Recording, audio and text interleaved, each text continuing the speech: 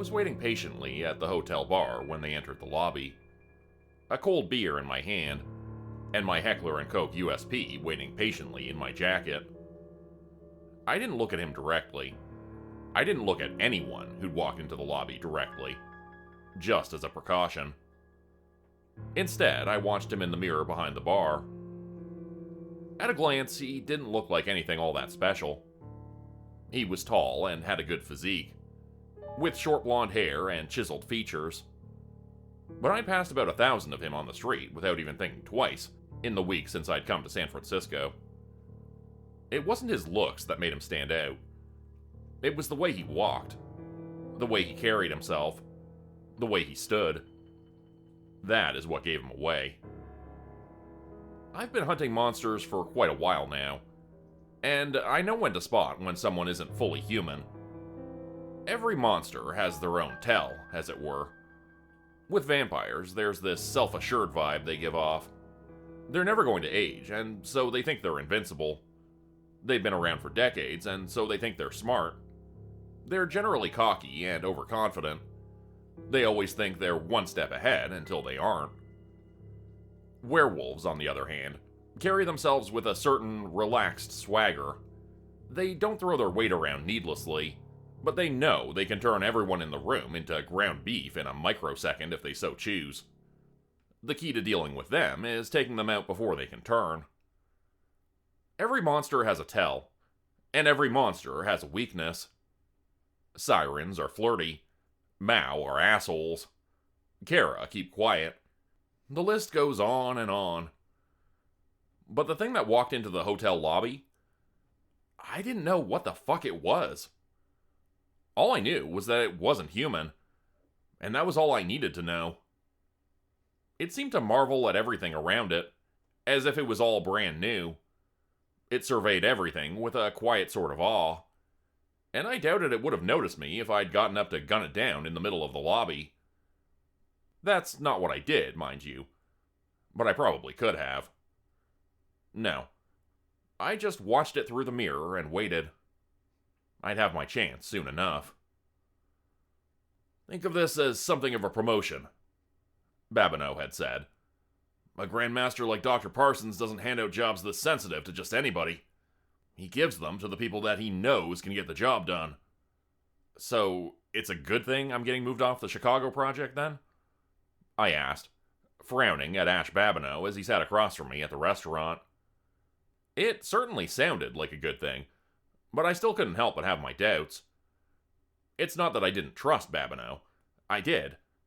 Babineau was the man who made me who I am today, and I knew he wouldn't lie to me. He took me into the Brethren Knights of St. Fontaine, and turned me from a lost cause into a man with a purpose, a mission. I would have followed him through the gates of hell if he asked me to. Although, knowing Babineau, he'd be the one going through first. I knew that when he said this was a good thing, he truly believed that it was. But I was comfortable with Babineau. I wasn't sure how I felt about leaving his side, even if it was to go and work for the man who'd mentored him. It's a very good thing. You're a good man, Daniel. A good hunter. I'm very proud of how far you've come in the years that I've known you. Your skills are wasted in Chicago. I frowned, but didn't answer, even though I knew he was right. Chicago had been quiet lately. The monsters had made themselves especially scarce since we took out a whole group of them, who'd been holed up in an old recycling plant not too long ago. Although, even before that, the work had been light. I just don't get why Dr. Parsons is asking for me, I said. We've never even met before. And last time I checked, you were usually his go-to guy for these kinds of things. Babineau smiled a little sheepishly. I might have had something to do with that, he said. Dr. Parsons needs someone who can travel. Right now, that can't be me. My commitments are here in Chicago. He knows that. And during our discussion on the matter, I nominated you as something of a replacement. You nominated me? I repeated. I'm flattered. You should be. I've trained a lot of good men over the years.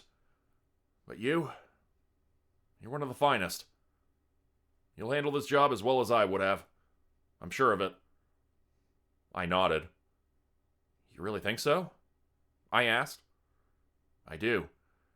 Now, you're going to be meeting with Dr. Parsons on Friday. He'll give you a full briefing then. I should warn you up front. What you're going after here is a little different than what you're used to. These targets are unique.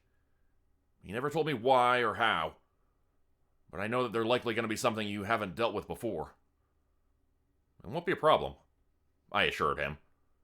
I'll get the job done. Of course you will, Babineau replied. That's what I trained you to do. He raised a glass to me as a toast. And I know you aren't going to let me down. Ad hominem, brother. Ad hominem, I replied.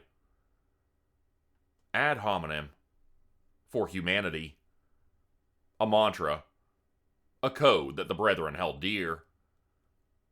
I had devoted my life in service of that code, and I intended to honor it until my dying breath.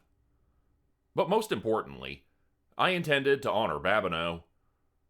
As far as I was concerned, it was his good name on the line here, not mine. A week later, I was in Los Angeles with Dr. Josiah Parsons himself, sitting in a darkened room and watching some of the most disturbing footage I'd ever seen. In it, a woman and a man who'd obviously been shooting some kind of porn video got sidetracked. Sidetracked. That was an understatement. Her fucking head had opened and swallowed his head whole before attaching to him and just taking him over. After an hour, he'd gotten up and walked away like nothing was wrong. Like the head of the chick he'd just been in bed with hadn't just come off and latched onto his skull. I'd seen and killed just about every monster under the sun, but I'd never seen anything like that before. We obtained this footage from a pair of Los Angeles detectives who had discovered it at the scene depicted in the video, Dr. Parsons said quietly as the video ended. He was a tall, somewhat gangly man with a thick, well-groomed mustache and small, round glasses. His voice was deep, slow, and commanding. He sounded exactly like you'd expect one of the Grandmasters of the Brethren to sound. I believe that the subject of this video is the entity that we're looking for. I looked back over at Dr. Parsons, still feeling a little sick to my stomach. And if you don't mind me asking, Doctor, what exactly is that thing? Hubris personified, he replied plainly, before scoffing. A lab experiment gone wrong. Sounds like something out of a goddamn sci-fi movie. But that's exactly what it is.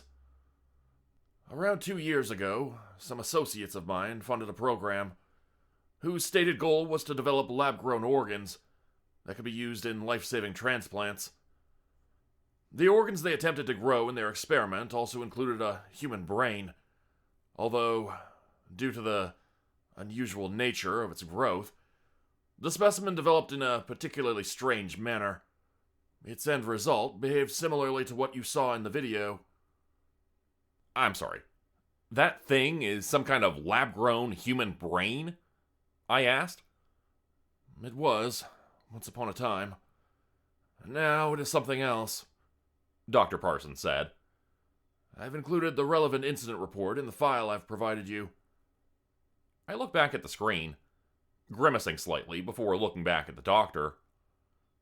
With all due respect, sir, how exactly do we know about this thing? Last I checked, the Brethren were in the business of hunting monsters, not creating them. You're quite right, Dr. Parsons replied. The Brethren didn't create it, but we are going to deal with it. The world is a large and complicated place, Mr. Mallory. The Brethren have set their goals, but we cannot do everything. That's why we've endeavored to make friends wherever we can. Tell me, what do you know about the IPD? IPD? I repeated. Nothing. I don't recognize the name. I thought not. The Independent Projects Division isn't particularly well known to the public. They're something of a private think tank, whose stated goal is to research technologies that could greatly benefit mankind. As a result, there isn't much they'll turn their nose up at. So long as you've got a solid enough proof of concept, they're likely to bankroll you. And most of the time, the people they bankroll provide quite a substantial return on investment. However, every now and then, a project fails. And sometimes the failures are catastrophic. I'm guessing this is one of the catastrophic failures, I said quietly. Exactly. I have many friends in the IPD, Mr. Mallory. Friends who are very concerned about some of the failures that are out in the world right now. They're familiar with my place amongst the brethren, and I volunteer to look into these failures as a personal favor to them. Really, this work isn't far from what we typically do. These are just a different kind of monster. Only they were made by human hands, not the devil's. I guess when he put it that way, he was right. But this still seemed crazy, even for me. Dealing with the supernatural, you see things that shouldn't exist every day. But this was a whole new level of fucked up. Still, the job was clear. So I guess I'm starting in Los Angeles then, I asked. San Francisco, actually. There was a body discovered there about 3 days ago. Far as I can tell, it fits the profile. So that would likely be the place to start looking. San Francisco it is, then, I said. I'll let you know what I find.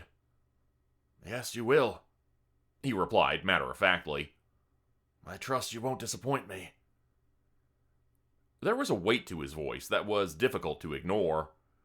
He wasn't wishing me luck. He was commanding me not to fail. Somehow, that just made me uneasy. Still, I gave a nod. I won't, I promised him. And I fully intended to live up to that promise. The body in San Francisco was nearly identical to the ones in the file that Dr. Parsons had given me. Completely headless and partially hollowed out. He'd been ID'd as Alex Watson, a personal trainer. Never really seen anything like this before, the man beside me said. Detective Kish. He'd been the one who was supposed to be in charge of the investigation, although, by his own admission, he hadn't gotten very far. Kish wasn't the first member of local law enforcement I'd worked with before, and odds are that he wasn't going to be the last either. Plenty of the Brethren's members were cops, and they had enough pull to get some of their associates to open up to us, when normally they might be tight-lipped. As far as Kish knew, I was just some sort of special investigator who'd been called in, which wasn't far from the truth. Either way, it was all perfectly above board. It's odd, especially considering this guy was hit by a car, and by all accounts, he was intact when that happened. He was hit by a car? I asked, looking away from the body. Yeah, eyewitnesses said he fell out of a taxi, Kish said. Nobody seemed to see what happened to the head, either. It's bizarre. Normally I'd think someone took it or it got separated from the body somehow. But given the state of the remains, I don't know. You mentioned a taxi, I said. Don't suppose you found anything on the driver. I did, but you're not going to like it, Kish said. One eyewitness made a note of the plate. We called the company, and they said that the cab in question had gone AWOL that night. Someone found the driver dead in a coffee shop bathroom 2 blocks away the next morning, and we found the cab in an underground parking lot 2 blocks away. What killed the driver? I asked. My guess? Blunt force trauma. Someone had put a hole in his head so deep there was barely anything left inside. I grimaced and wondered if maybe my mystery creature was responsible for that, too. I took another look at the dead man's body. I'd seen corpses before, but this one was especially bizarre. Dr. Parsons had described the entity I was looking for as some sort of disembodied brain, and the files he'd given me supported that idea, although I couldn't help but question the validity of that particular theory. It seemed odd to me that a disembodied brain would just be able to do this to a person. There had to be more to this. There had to be some other explanation. Something they weren't telling me. I just wasn't entirely sure what yet. Maybe I could ask that question when I found and killed this damn thing. We did have one somewhat more promising lead, Kish noted, drawing my attention back to him. Yeah? What was that? Someone else was seen exiting the cab. I've got enough eyewitnesses to get sort of a sketch of him, but that was really it. Can't tell if he's the killer or if there was someone else in the cab. My gut tells me that he's more of a witness than a culprit. Can you give me that sketch? I asked. Oh, and if you have access to the victim's phone, that would also be useful. Sure. We haven't had a chance to go through all the data on his phone yet, but you're welcome to it, Kish said. Thank you. Hopefully that might give me the lead I needed. Alex Watson had led a busy life. For lack of a better term, the man was promiscuous. If there's a dating app that exists, he had downloaded it on his phone, and as I went through his messages, it became painfully clear to me that he was looking for a needle in a haystack. None of the women he'd messaged seemed to have anything to do with the man that eyewitnesses had supposedly seen getting out of the taxi after Alex had been killed. I'd almost started to wonder if I was wasting my time with the dating apps, before I found it, hidden away in some subfolder as if he were ashamed of it. Odds are he probably was a little ashamed of it. But that wasn't really my concern. I can't say that I was intimately familiar with Grindr. The brethren aren't the biggest fans of that kind of thing. But I had heard of it, and I knew what it was. And if I was looking for a man, well, where better to look? I clicked into Alex's message history, and it didn't take me long to find what I was looking for. The night that he died, he'd been ready to meet with a man. I didn't get his name, but I had a picture, and that was really all I needed. He was somewhere in his mid-30s, somewhat plain-looking, with plastic-rimmed glasses and a clean-cut hairstyle. If I'd passed him on the street, I would have figured he was somebody's tax accountant, but he did resemble the man in the sketch that Kish had given me, and the timelines matched up. So, I figured I'd find this guy and pay him a visit. When my bespectacled friend came home that night, I was waiting in his apartment. I sat quietly in his living room as he came in and walked into his kitchen, not even noticing me until I spoke to him. Evening, Gary. Watching him scream and jump was actually kind of funny. What the hell? Who are you?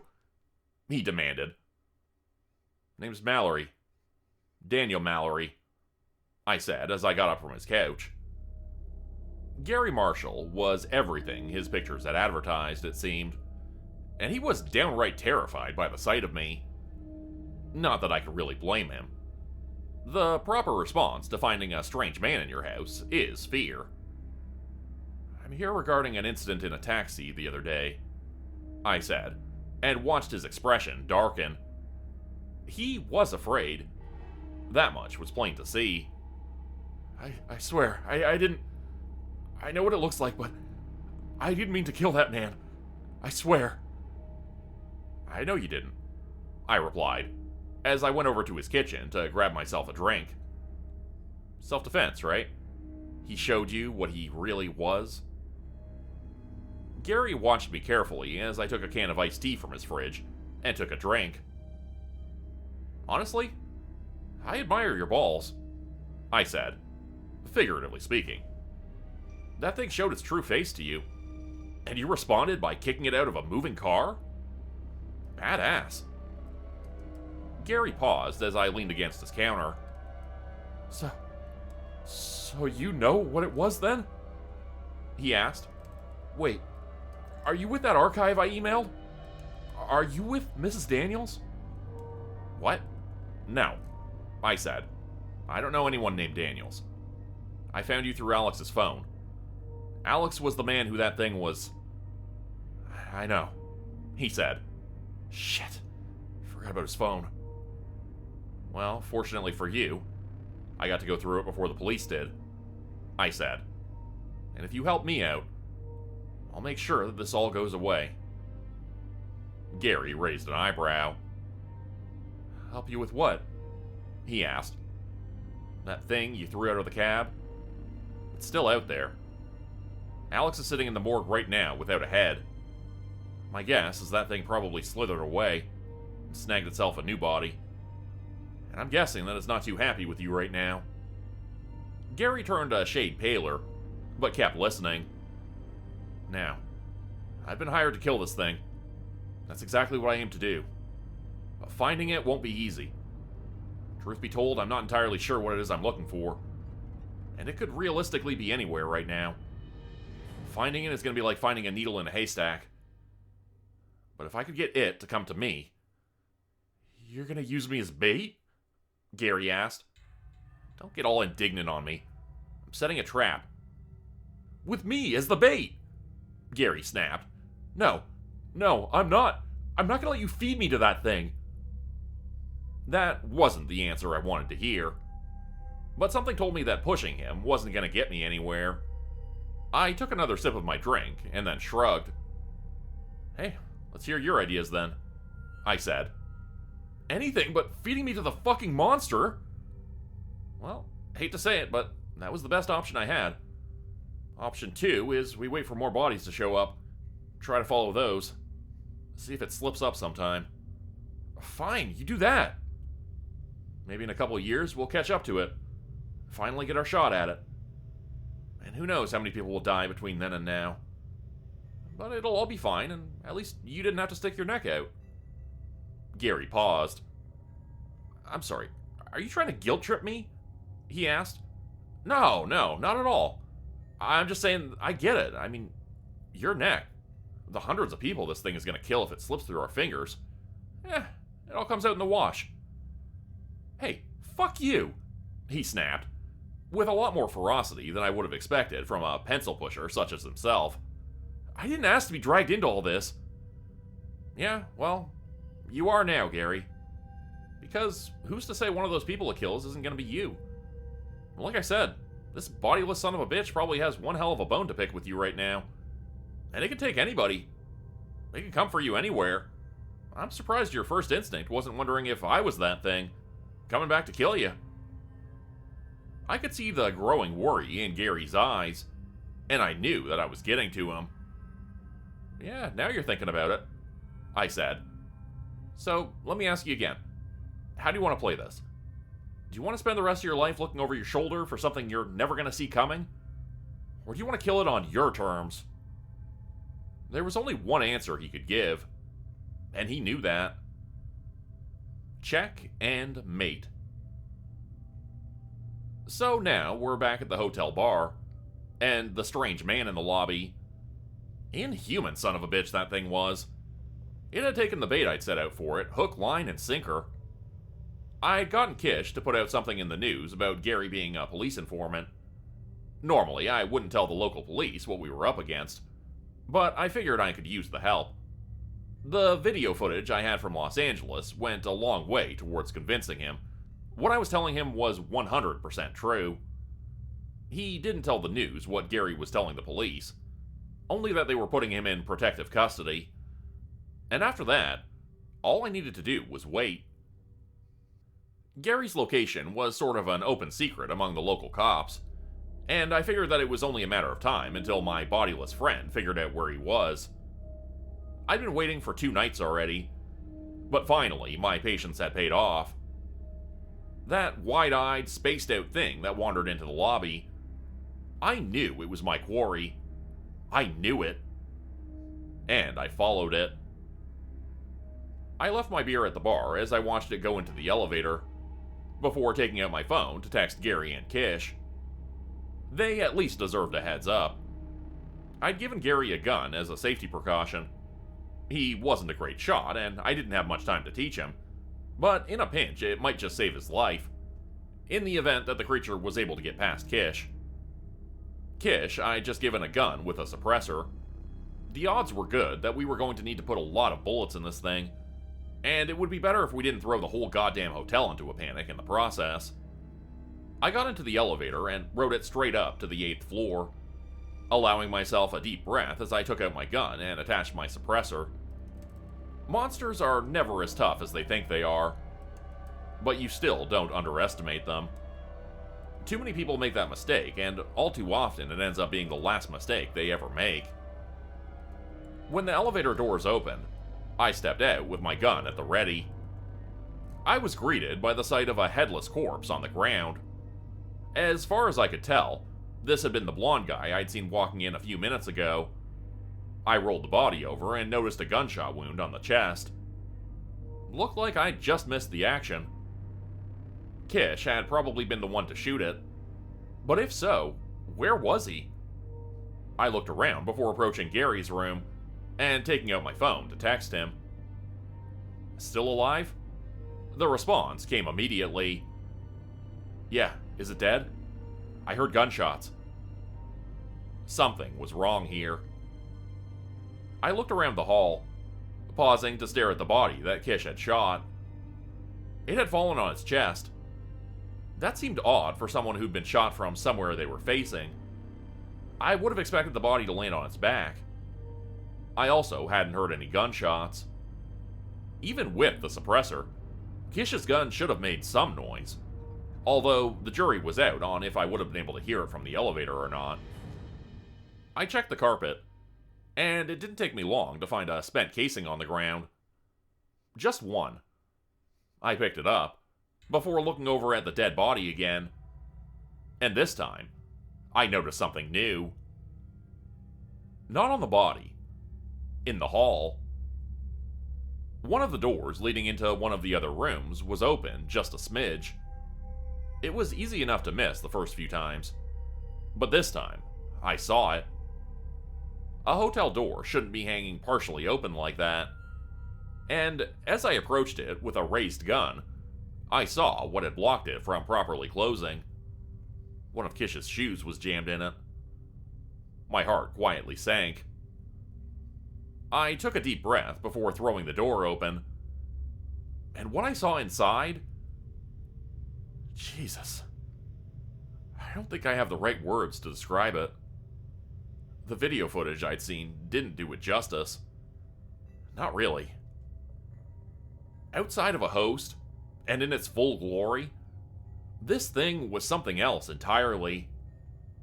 The closest thing I could think to compare it to would be some kind of jellyfish, but even that doesn't really do it justice. It wasn't solid.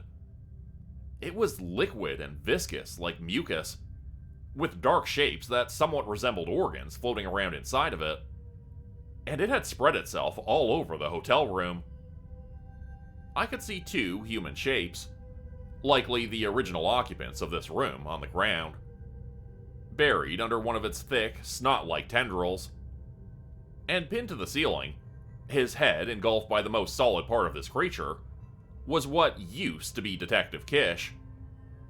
The head of the creature seemed to be sucking on his skull, although I saw two dark shapes that might have been eyes fixated on me, as I took in the sheer, impossible vileness of this creature. For a moment, I was frozen, forgetting I had the gun until it moved. And even when I shot it, it didn't seem to do much. A few strands of its thick, mucousy body seemed to break apart, but there were just so many of them. Its round, squid-like head pulled away from Detective Kish's, leaving behind his partially digested skull as it lunged for me. I stumbled back out of the room, watching as this thing crawled after me. If you've ever seen an octopus move on land before, this thing moved in a similar manner. Only it grew new tendrils as needed, and moved much faster than it had any logical right to. I have stared howling werewolves in the eye without an ounce of fear, but just watching this fucking thing move was enough to make me freeze. I backed into the hall before crashing into the wall behind me, and then I could only watch helplessly as it bore down on me.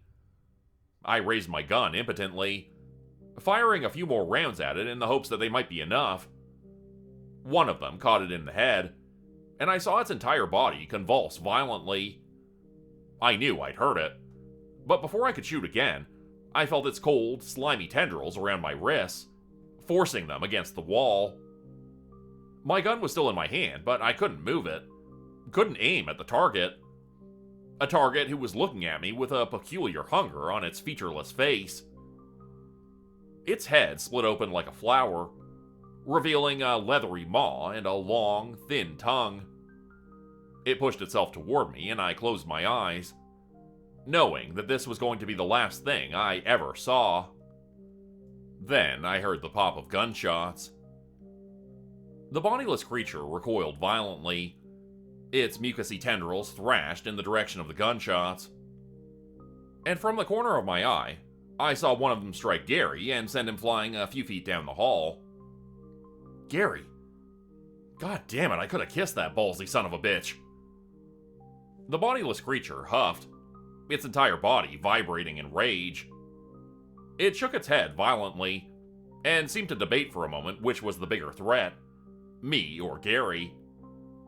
As Gary stumbled to his feet, the creature made its decision and lunged for him. Its body elongated. Tendrils of mucus, or whatever the hell this thing was made of, reached out to bind it to the walls as it launched itself toward him. And as it did, I could feel the mucus that was holding me in place grow a little thinner. This thing was big, but it wasn't infinite. It could stretch itself, but not forever. And if it wasn't focusing on me, then it wasn't going to hold me. With a cry of exertion, I tore my gun arm free and took aim at the creature writhing towards Gary, before pulling the trigger. I saw the bodiless creature writhe. I felt its entire body shudder. I knew I'd hit something important. Gary started shooting again too, both of us aiming for the head, for the brain. Tendrils of mucus severed as it collapsed to the ground, clearly in pain. Its body contracted. It gave a final shudder as its strength failed it. And finally, all was silent. Is it dead? Gary asked quietly. Is it really dead? I looked down at the creature. It was still. But I put the rest of my bullets in it, just to be sure. You know, I had hoped you might handle this matter with more discretion, Mr. Mallory, Dr. Parsons said, as he sat beside me in a San Francisco bar 2 days later. With all due respect, Doctor, I tried, I said. That thing decided to go full eldritch horror on me, and I did the best I could under the circumstances. Dr. Parsons didn't look at me. He just took a quiet sip of his drink. So you did, he replied tonelessly. The creature. I don't suppose you had any chance to speak with it before it died? Afraid not, I said. It wasn't in a particularly chatty mood by the time I caught up to it. A shame. But I had considered that to be a likely outcome, the doctor replied. I'll have to sort through the mess that it left myself. But that's not something you need to concern yourself with. Your job was to kill that creature. And while this outcome is a tad messier than I'd hoped for, witnesses who need to be silenced, a dead detective we need to cover up, you did perform your duties as asked. Thank you, sir, I said. If that's all, I can be on the next flight to Chicago unless... As a matter of fact, I do have another assignment for you, Dr. Parsons said. I can bring you the relevant files tomorrow, and you can depart after that. This one is in Arizona, outside of Flagstaff. Ensure you're equipped to spend some time in the desert. You may be out there for a while. I bit my lip, although I wasn't disappointed.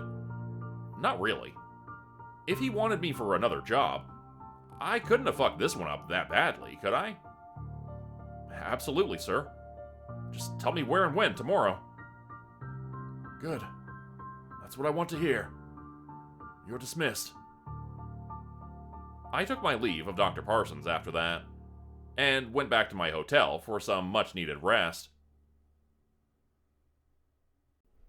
Become a channel member today for early access, bonus videos, and special emojis only available to members. Check out the description below or click the join button for more info. If you'd like another way to help support the channel, please consider joining my Patreon page at patreon.com/Jordan Group Horror. As a patron, you'll get access to bonus videos and content, You'll be credited at the end of every video going forward, and if you decide to stay for 3 months, I'll name a character after you, which will be featured in a Hollow's End story. Links to join the Patreon are in the description. Thanks everyone for listening. Please like, subscribe, and comment to help the channel continue to grow, and see you again next time at 4 p.m. Eastern Standard Time. Hope you have a great night.